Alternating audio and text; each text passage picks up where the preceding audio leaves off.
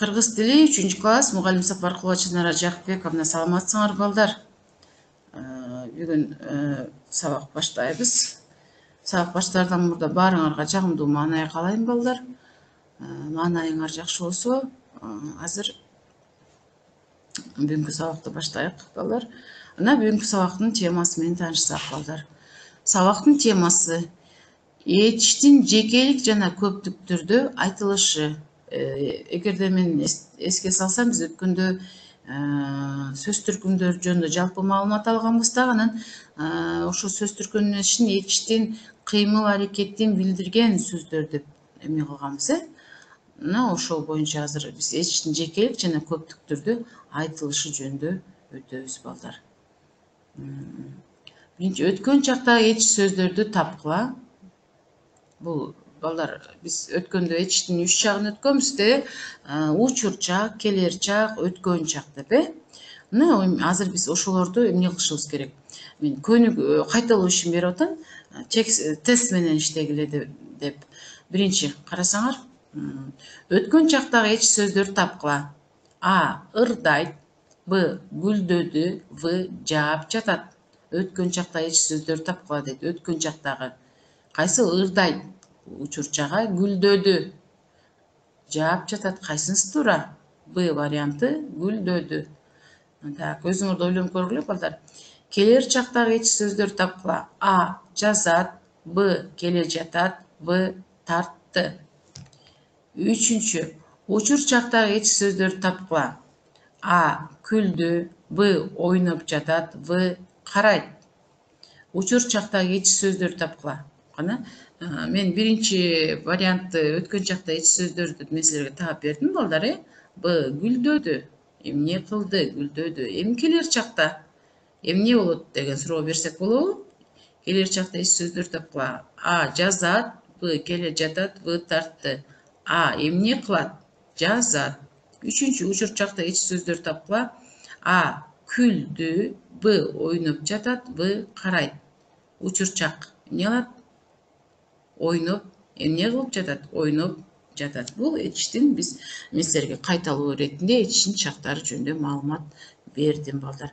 Ал эми бүгүн болсо биз этичтин жекелик жана көптүк түрдө өзгөрүшү жөнүндө маалымат алабыз. Сабактын максатында, биринчи максатында эле жазылды балдар. Этичтин жекелик жана көптүк түрдө айтылышы жөнүндө маалымат алабыз.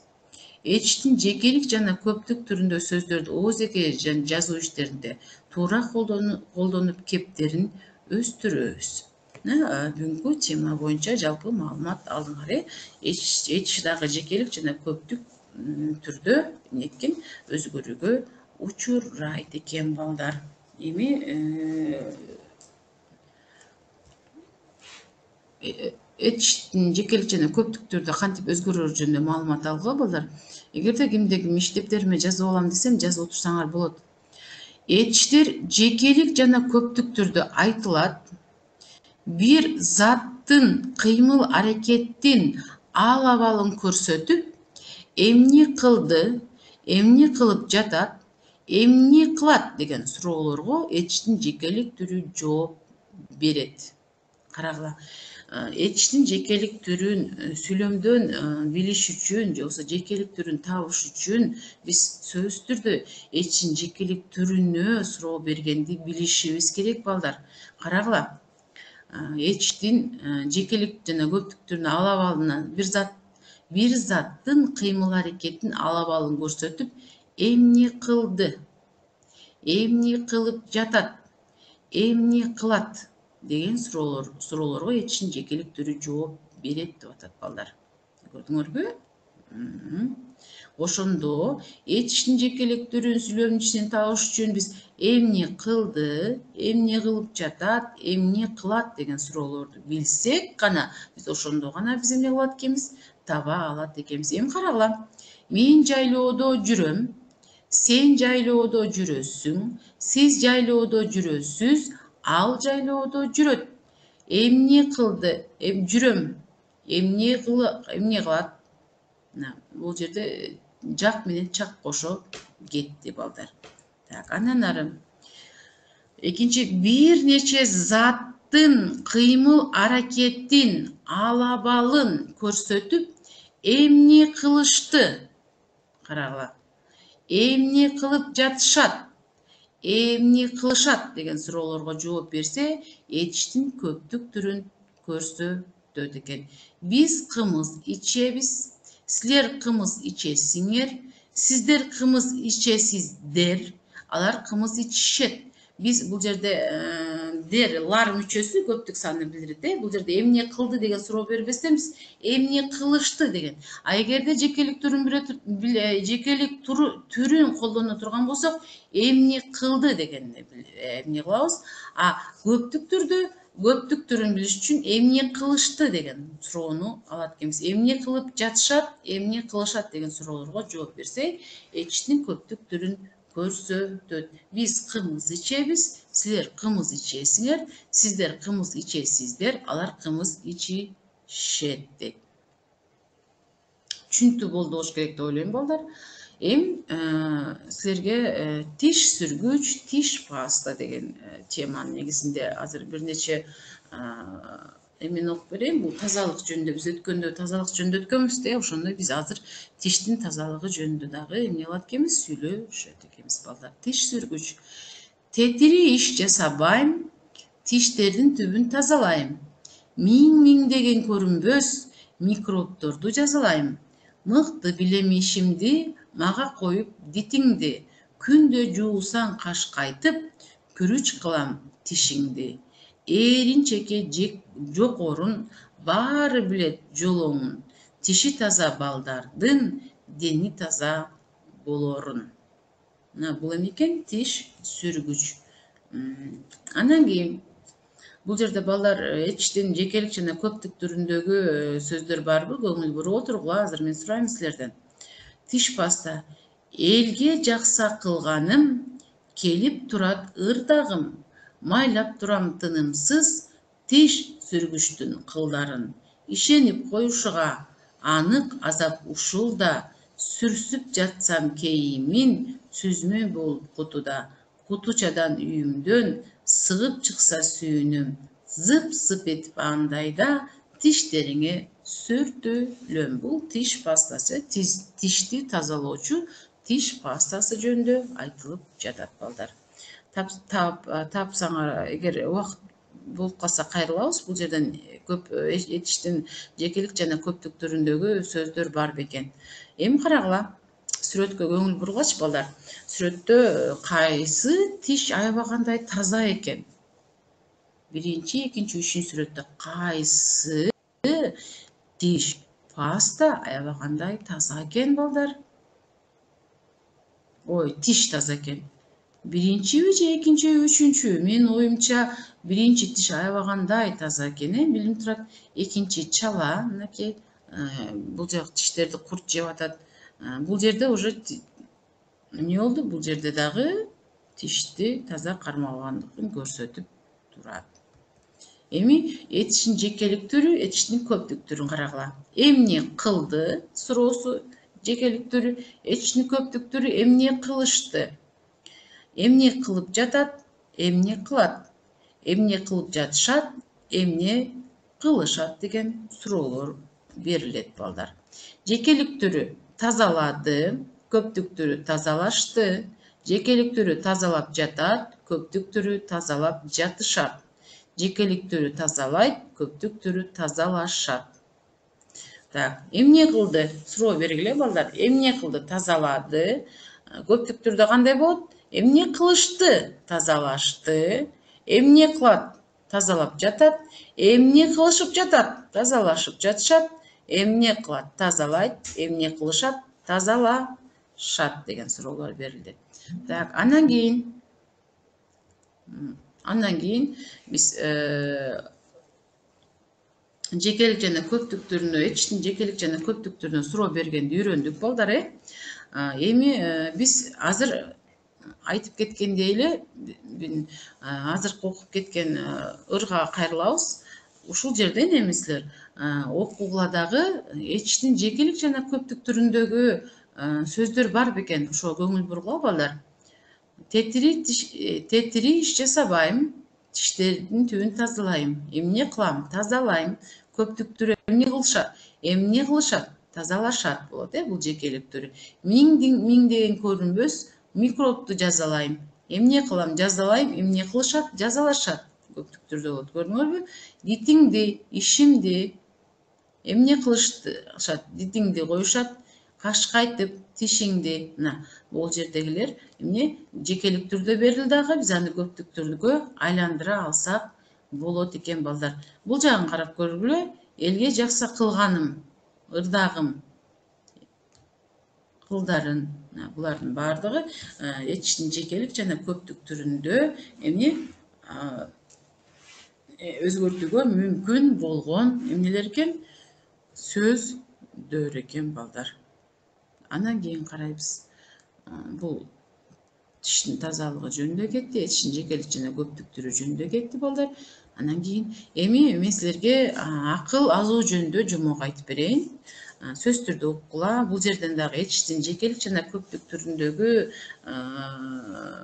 катышкан этич сөздөр барбы, ошого дагы көңүл бурушубуз керек. Акыл азуу жөнүндө жомок дейт. Акыл азуу деген бул жанагы өзүнчө бир тиштин баары чыгып бүткөндө чыгат эмеспи? Ошол жөнүндө азыр айтылат. Ошого көңүл бургула. Илгери өткөн заманда бир акыл азуу жашаптыр. Ал төрөлгөндө башка тиштер ага орун бербей коюшат. Ошондо ал жинекелип түз турбай башка кечирип койгула азыр. Ошондо ал жинекелип түз турбай башка тиштерди тамырынан түртө баштайт. Тиштер айласы кетип жылышып, акыл азууга орун берели деп чечишет. Бирок акыл азууга бул аздык кылат. Орун таап алгандан кийин ал адамдын көңүлүн өзүнө бурдуруш үчүн оорутуп баштайт. Байкуш адам көпкө кыйналат. Аягында башка тиштер адамга арызданып келишет. Биз акыл азууга орун беребиз деп жылышканбыз, бирок биз батпай, биздин ортолорубузда кариес бузуп баштады, дешет. Баары бир ооздон. Адам көпкө ойлонуп, аягында тиш доктурга кайрылат. Тиш доктур акыл азууну алып салууну сунуштайт. Көптөн бери кыйналып жүргөн адам дароо макул болуп, эртерээк алып салуусун талап кылат. Ошол маалда акыл азуу адамдан кечирим сурап, экинчи аны кыйнабоосун айтып, көпкө жалынат. Бирок адам кыйналган күндөрүн эстеп, акыл азууну кечирбей коет. Ошентип тиш доктур ишке киришет. Бирок акыл азуу болушунча жармашып, оозунун жылуу жумшак ооруну үчүн көпкө тиш доктуру менен алышат. Экөөнүн күрөшү көпкө созулат. Тиш доктур кара терге түшүп жатып, араң дегенде акыл азуун алып чыгуунун жолун табат. Акыл азуу жеңилип бара жатканын сезип туурасынан жатып алат. Тиш доктур ошондо бал тилге салып, акыл азууну алдап жатып сыртка чыгууга макул кылат. Акыры акыл азуу адамдан бөлүнүп сыртка чыгып, башка тиштерге тынч жашоого орун берет. Бирок жылышып кеткен тиштер кайра өз ордуларына келе албай абдан кыйналышат. Ошондо тиштердин тиш доктур тиштерди түзөөчү ортодон деген доктур пайда болот. Тиштерди түзөөчү ортодон доктур пайда болот. Ал тиштерди кайра өз ордуна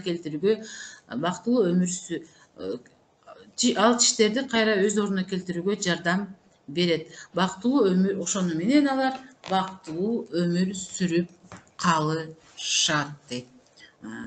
Эми бул жерден биз суроолор көтөрүүдөн мурда балдар, биз карагыла этичтин жекелик жана көптүк түрдөгү өзгөрөт деп айттык. Ага эмне кылат, эмне кылышып жатышат, эмне кылышат деген суроолорду беребизди билдик.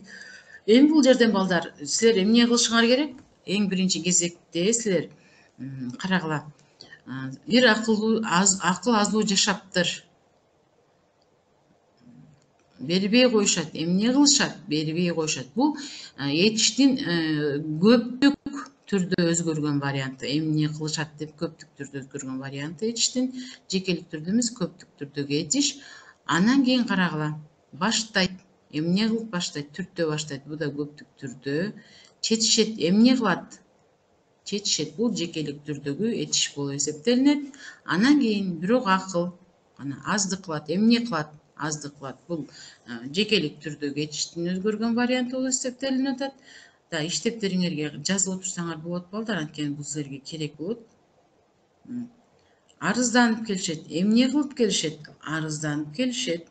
Бул дагы эмне болуп кетти балдар? Көптүк түрдөгү этиштин өзгөргөн варианты болуп кетти. Эмне кылат? Кайрылат. Бул жекелик түрдө карагыла балдар. Сунуштайт. Эмне кылышы? Сунуштайт. Бул көптүк түрдө балдар. Мынтип.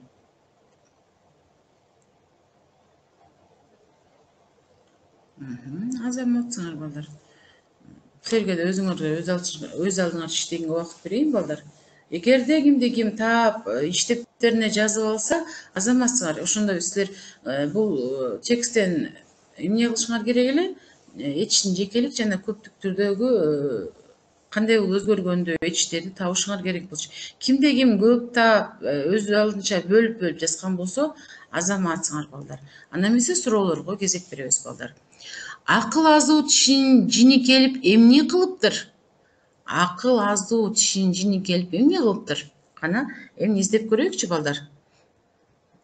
Кана издеп көрөбүз. Жини келгенден эмне кылат экен? Узундан эмне кылат экен? Узунунан өз чыгып кетет экен, Аябагандай эмне чыкпаганга аракет жасайт экен. Эмнеге башка тиштер адамга арызданып барышты? Кана эмне себептен башка тиштер тиш доктурга арызданып барышты деп ойлойсуңар? Анткени акыл азуу алар эмне кылды? Таарынтып албайбы деп орун беришип, акыл азууга орун бергенде алардын эмнесинде акыл азуу орун бергенен алардын тиштеринин арасында эмне пайда болуп калды балдар? Кариес пайда болуп калды. Анан ошондон улам эмне болду? Балдар аябагындай тиштер кариес басып баштагандыктан алар эмне кылды? Тиш доктурга кайрылганга мажбур болушту. Алар кандай өмүр сүрүп калышты? Анан кийин алар акыл азууну жууп салгандан кийин тиштер эмне болуп кетти балдар?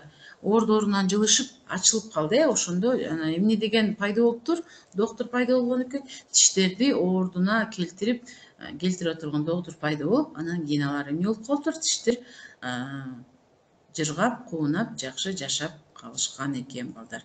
Мына бул бүгүнкү тиштин кантип тишти күтүү адеби жөнүндө сүйлөштүк деп айтсак жаңылышпайбыз. Биз дагы тамактангандан кийин сөзсүз тишибизди жуушубуз керек экен, тишти таза кармашыбыз керек экен. Биз канчалык тишти таза кармасак ошончолук эмне экен? Өзүбүзгө пайдасы көбүрөөк экен.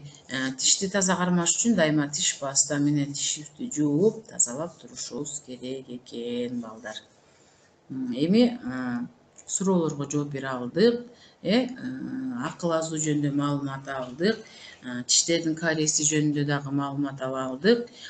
Тексттин ичинен этиштин жекелик жана көптүк түрдө кантип өзгөрүшү жөнүндөгү да маалымат алып, арасынан тапканга да аракет жасадык балдар.